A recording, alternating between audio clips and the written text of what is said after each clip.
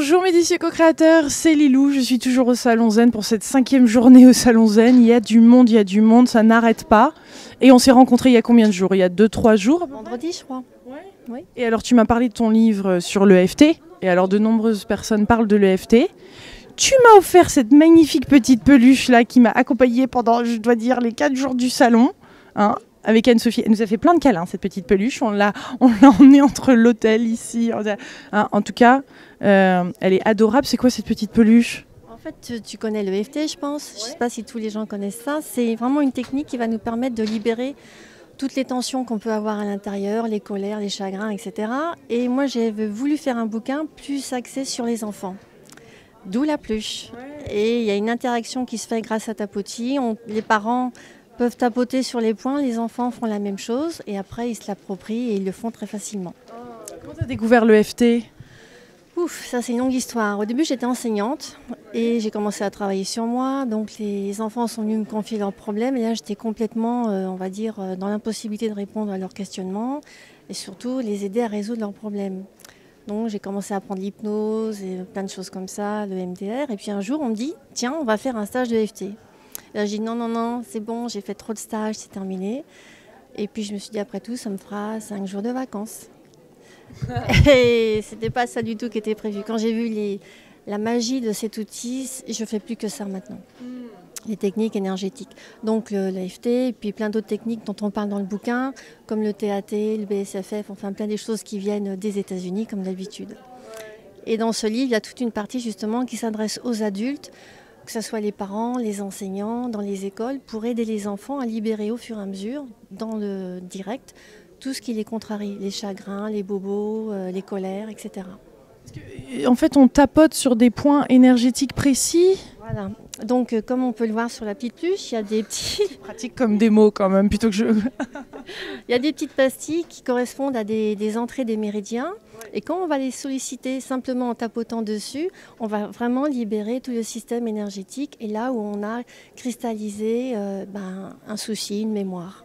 C'est ça, le problème ou le souci ou ce truc qui nous gêne se cristallise, on mémorise. Voilà, quand on va vivre un choc émotionnel, ça fait comme un impact dans notre système énergétique, donc c'est comme une autoroute des énergies, et ça va rester ici un petit peu coincé. Et à chaque fois qu'on va revivre la même expérience, la même colère, la même contrariété, c'est comme si le bouchon énergétique allait grossir de plus en plus. Jusqu'à parfois un peu se somatiser, on va avoir des petites pathologies ou des comportements psychologiques répétitifs. Donc en tapotant sur ces petits endroits-là, on va absolument libérer la charge énergétique qui a été, on va dire, mémorisée à ce moment-là. Il y a une contrepartie ou il y a quelque chose, est-ce qu'on peut tomber un peu trop dans l'excès des fois, parce qu'avec ce genre de méthode, genre on se tapote devant son boss, devant des situations un petit peu différentes, comment on s'organise là au quotidien? Ces points-là qui correspondent à ces points-là, en public, tu peux pas trop. Ça va être Sainte-Anne direct. Non, dans ce cas-là, il y a des petits points discrets qu'on appelle le point karaté et le point gamme, où sous le bureau ou en public, on peut facilement tapoter pour décharger justement cette émotion qui remonte. Une crise de panique, une colère, un gros trac, on ne sait plus parler. Délicatement, il y a ces deux petits points. Parle-nous de ces points-là, parce que je pense que ces points-là sont très utiles, parce que souvent ces incidents se passent en public. Hein. Donc le point karaté, c'est le point qu'on va utiliser, qui est sur le côté de la main, pour justement être sûr que le travail que l'on va faire derrière soit efficace, qu'on ne soit pas en auto-sabotage. Il y a combien de personnes qui disent oui je veux guérir et à l'intérieur je ne suis pas à la hauteur, je ne le mérite pas, etc., etc. Donc on va tapoter ce petit point qu'on appelle le karaté, comme si on faisait du karaté. Et là on va dire tout ce qui vous gêne. Par exemple, on va prendre une colère qui monte et puis ça ne se fait pas devant le patron. Donc on va dire même si, enfin dans la tête, grosse colère qui monte, c'est ok, je ne sais pas d'où ça vient, mais là je sens bien que j'ai envie de lui sauter dessus par exemple, etc. Et là, dans le petit endroit ici, qu'on appelle le point gamme, tout va bien. Ce n'est qu'une mémoire qui s'active, ça va aller, je mets de la lumière et de l'amour et je pourrais traiter ça ce soir s'il y a encore de la colère. Alors là, j'aime beaucoup ta façon de formuler ça, parce que des fois, ce qui me gênait dans l'EFT, c'était une formulation, une fois de plus, systématique et qui, des fois, nous parle pas, quoi. C'est comme... certaines prières ou d'autres choses, dans d'autres domaines qui nous parlent plus après. Donc là, non, c'est une formule un peu... c'est précis ou c'est vraiment des mots qui viennent du cœur et de l'être et de soi ou une formule qui est déjà inscrite là? Non, ça vient de l'être et du cœur. Mais à chaque fois qu'on va mettre de l'amour et de lumière quelque part, forcément le corps l'entend et il réagit.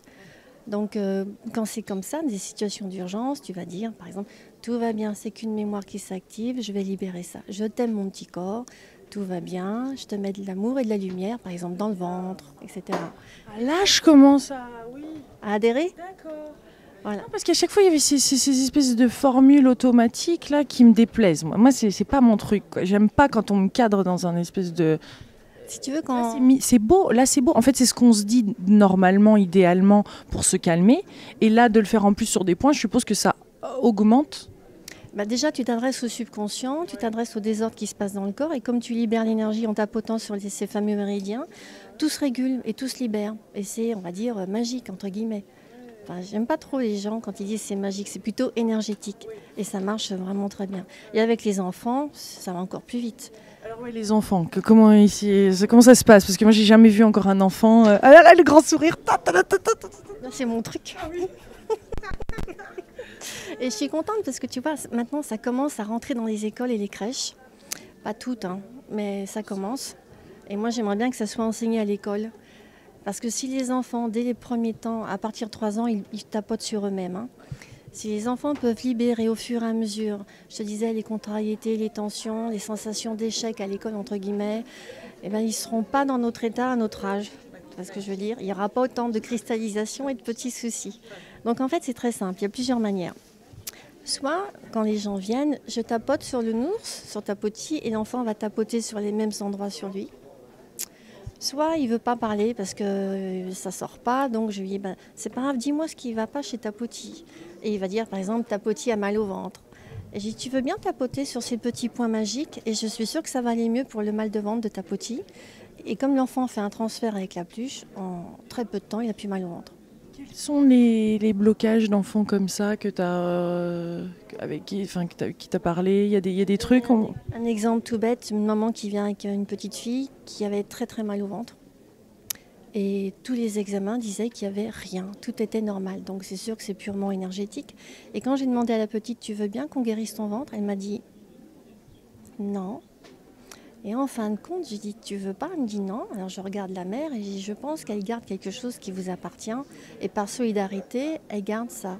Et là, j'ai dit, est-ce qu'il n'y a pas quelque chose qui vous aurait peiné, qui vous aurait marqué? Et là, elle se met à pleurer, la dame. Et en fin de compte, quand elle avait, je ne sais plus, 12-13 ans, son frère est mort. Et on lui a fait croire que c'était parce qu'elle ne l'avait pas assez aimé. Donc 20 ans après, elle est cristallisée encore là-dessus. Donc j'ai dit à la petite, tu veux bien qu'on aide maman? Parce que maman va pas bien. Donc je tapotais sur Tapoti, la maman faisait pareil sur elle et la gamine tapotait sur elle. On a libéré la maman et à la fin de la séance, je lui ai dit, est-ce que tu as encore mal au ventre? Même sans tapoter sur la petite, on sait que les enfants somatisent les problématiques parentales. Donc c'est plein de choses magiques comme ça. Quels sont leurs autres petits problèmes que tu as rencontrés? Pipi au lit, des choses comme ça. Si, ça va être énergétique? Oui. Donc le pipi au lit, l'énurésie, donc les difficultés à l'école, la peur de l'école, les problèmes, alors tous les problèmes qu'il y a relationnels dans la famille. Avec ça, c'est génial l'EFT. Hein. Il n'y a plus de tension entre les grands, les petits, au sein de la même fratrie, les jalousies, les colères, tout ça, ça s'en va. Donc on prend la problématique et on va dire à l'enfant, par exemple, même si, je ne sais pas moi, par exemple, pipi au lit, papa et maman m'aiment. Tu vois, des choses comme ça, que l'enfant se sente rassuré. C'est pas parce qu'il a un souci qu'il est mis de côté ou qu'il n'est pas aimé, parce que c'est toujours la problématique des enfants. Et il y a des âges comme ça auxquels on peut commencer? Je suppose, déjà, il faut pouvoir parler. En fait, tu peux faire ça même sur les bébés. Ah oui. Alors sur le bébé, évidemment, tu ne vas pas tapoter et tu ne vas pas faire la fontanelle. On va juste solliciter le point pour les désordres gastriques, les colères, etc. Et à partir de 3 ans, les enfants sont capables de le faire sur eux-mêmes. Il y a des... J'avais une autre question tout à l'heure et je l'ai oubliée, mais... Ah oui, quand on sait pas exactement quand on connaît pas exactement le problème. Par exemple, on sent, on pleure. Triste. Je suis triste. Il y a de la tristesse en moi. Je ne sais pas d'où ça vient, mais j'accueille cette tristesse. Donc là, tu fais toute la phrase sur tout le tour de l'œil. Oui, enfin là, je commence, si tu veux, la ronde, mais je tapote sur les points en disant, OK, il y a de la tristesse en moi, je l'accueille. Même si je ne sais pas d'où ça vient, je vais la libérer, puisqu'elle est en train de perturber mon système énergétique. Simplement en la reconnaissant et en l'accueillant, c'est beaucoup plus facile pour que ça parte. Il y a des points qui sont plus... On est obligé de faire tous les points à chaque fois ou il y a des points qui sont plus liés par rapport à certains problèmes ou... Si tu connais les méridiens, oui, par exemple. Mais pour les personnes, ils y vont au feeling. Tout d'un coup, ils voudront, si c'est une peur, peut-être qu'ils voudront plus faire ici. Ils choisiront le point. Ah oui, c'est ça que je voulais te dire, un truc super. Ce que les mamans devraient faire le soir au lit, c'est poser 4 questions. Qu'est-ce qui t'a fait plaisir aujourd'hui? Qu'est-ce qui ne t'a pas fait plaisir? Quelles ont été tes bonnes pensées, tes mauvaises pensées? Alors tu vas me dire, mais pourquoi on va tapoter sur des choses positives? Si c'est une bonne pensée, on n'a pas besoin de libérer. En fait, si, parce que par derrière, il y a peut-être la frustration des autres jours. Genre, la maîtresse m'a fait un compliment aujourd'hui, ce qui sous-tend que d'habitude, il n'y a pas de compliment ou même carrément des reproches. Donc, on va tapoter sur ces 4 questions-là et puis on va laisser l'enfant s'endormir. Soit sur tous les points, soit sur un seul point, c'est l'enfant qui choisit. Quelles sont les autres techniques en fait aussi dans le livre? Oui. Je ne sais pas si tu as entendu parler du TAT. TAT. TAT. Vas-y, on y va. Donc c'est une dame qui s'appelle Tapas Fleming qui a mis ça au point aussi. C'est aussi une technique énergétique. Là, ça va être une pause, comme ceci. On va faire 4 fois cette pause-là avec des formules un peu typiques. Du genre, mauvaise nouvelle, je me rends compte qu'il y a beaucoup de colère en moi. Et c'est vraiment ça dont je voudrais me libérer aujourd'hui.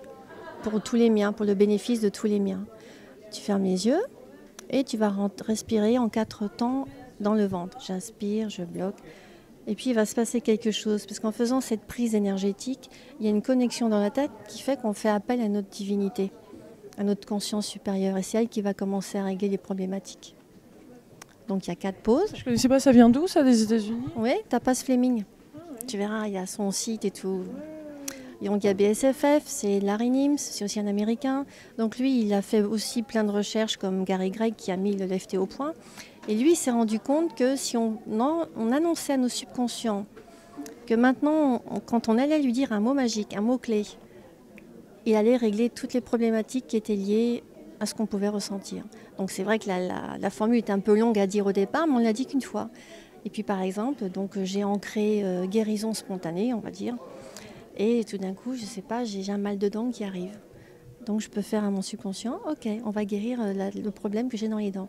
Guérison spontanée, guérison spontanée, guérison spontanée, tu le dis 3 fois. Et tu vas voir, c'est bizarre, mais j'ai plus mal. C'est impressionnant. Tout ça, c'est basé sur les neurosciences, sur les nouvelles découvertes de Bruce Lipton que tu as interviewé, l'épigénétique. Et on se rend compte que le cerveau est absolument malléable et on peut tout modifier. C'est comme si c'était des petits boutons, nos fameux gènes, qui sont sur on ou sur off. Et s'ils sont sur on, eh bien, on peut très bien les mettre sur off. C'est génial. Moi, j'adore tout ça. Même de parler avec son corps. Ben, surtout. En fait, il faut être copain avec son corps et son mental. Parce que notre mental, si tu veux, l'ego, c'est un système de survie qui a été créé par la nature. Et la nature n'invente rien par hasard. Donc si on se met copain-copain avec son mental et avec son corps, on arrive à des miracles. Et ça se fait tout seul. Autre petit truc que tu aimerais nous faire découvrir, là, dont tu parles dans ton livre, ou qui sont des techniques qui ont vraiment fonctionné ou qui fonctionnent? Qu'est-ce que tu as encore comme technique? Ah, la libération globulaire. Ça, je ne pense pas que tu connaisses. C'est un nom bizarre. En fait, c'est Louise Gervais qui a beaucoup travaillé et qui a fait connaître l'EFT en les pays francophones. Et elle s'est rendue compte, avec toutes les études qu'elle avait fait avant, que vraiment dans l'œil, on pouvait tout s'inscrivait, mais pas en iridologie. C'est plutôt, on va dire, tous les impacts qu'on a eus vont venir, pareil, s'enregistrer dans les 2 cerveaux. Et quand on fait tourner les yeux gauche et droit de la personne, on voit à quel âge il y a eu un impact, parce que l'œil, au lieu de faire un beau rond, tressaute. Et donc après, on va l'obliger à aller dans les endroits où il ne veut pas aller pour nettoyer. Et si tu veux, avec ce balayage cerveau droit, cerveau gauche, ça va nettoyer le traumatisme. Ça, c'est génial. Le MDR? Je le fais plus. D'accord. Pourquoi? Parce que le faut mettre les choses, faut dire les choses. Oui, je suis pas d'accord. Le MDR, je le pratiquais avant. Je suis obligée de remettre la personne dans l'émotion du traumatisme, le viol, le deuil, etc., pour l'aider à recontacter ce moment-là et ensuite l'effacer. C'est absolument inutile avec le FT, avec le AT et tout ce qu'il y a dans le livre. C'est pas la peine de faire ça. C'est pas la peine de faire remonter et remettre la personne dans une énergie dont elle veut se libérer pour la mettre mal à l'aise, pas la peine. C'était bien avant, mais il y a tellement de techniques qui viennent maintenant, qui apparaissent de plus en plus, qui sont de plus en plus rapides et efficaces. Ben, pourquoi s'en priver, quoi? En revenant à l'EFT, tu combines ça avec quoi? Alors, qui est non énergétique? quand je fais une formation de EFT, il n'y a pas que l'EFT, il y a le TAT, il y a le BSFF, il y a toutes ces choses dont je viens de parler, mais dans une séance, je vais mélanger le TAT, je vais mélanger l'EFT, je vais mélanger le Faster EFT. Je ne sais pas si tu connais, c'est Robert Smith aussi qui a fait une amélioration. Enfin, je ne dis pas aux gens ce que je mélange parce que sinon ça ne les intéresse pas, mais on peut mélanger franchement tout. Mais au quotidien... De toute manière, je me laisse porter par ce que la personne me dit, de cœur à cœur, et si tu veux, c'est au feeling. Les séances ne vont pas être identiques d'une personne à l'autre, ni même si c'est le même traumatisme. Oui, mais par exemple, au-delà de l'EFT, est-ce qu'il y a quelque chose avec lequel ça se combine bien au niveau physique même, ou un sport, ou une pratique, ou des pratiques quotidiennes autres qui vont... Aux gens de méditer, de faire de la respiration, déjà de se concentrer sur la respiration pour faire le lien cœur, corps, esprit. S'ils peuvent faire du yoga ou du qigong, toutes ces choses-là, pour aider justement la circulation naturelle des énergies. Très bien. Et pour les enfants ? Pour les enfants, ils jouent, c'est parfait. Dans la nature, ils sont en contact avec la nature. Ils me disent qu'ils voient les fées, les choses comme ça. Donc avec eux, c'est hyper facile. Petit massage aussi, hein, c'est bien ça. Les adultes, hein. Les adultes prostrés, parfois qui ne veulent pas parler, je prends Tapoti, et du coup ils reconnectent et ça marche. Tapoti, moi, ça a été mon copain pendant 5 jours. Là. Je comprends. Ou aussi pour se rapprocher de son enfant intérieur, parce qu'il y a tellement d'adultes qui n'ont plus de contact. Donc dormir avec la pluche, comme je te disais tout à l'heure, les parents viennent, ils en prennent un pour leur enfant, mais un pour eux aussi. Vous pouvez Tapoti sur le site aussi ? Oui, sur le site uniquement, parce que c'est pas chez Très Daniel. Donc, oui, c'est ça, c'est Très Daniel, c'est courrier. Là, c'est le courrier du livre. Voilà. Et ça, c'est sur le site espacedetransformation.net. Adorable. Merci beaucoup, Sylvie. Je t'en prie, Lilou. Gros bisous à tous les délicieux co-créateurs qui regardent. On vous embrasse très fort du Salon Zen de Paris. Au revoir.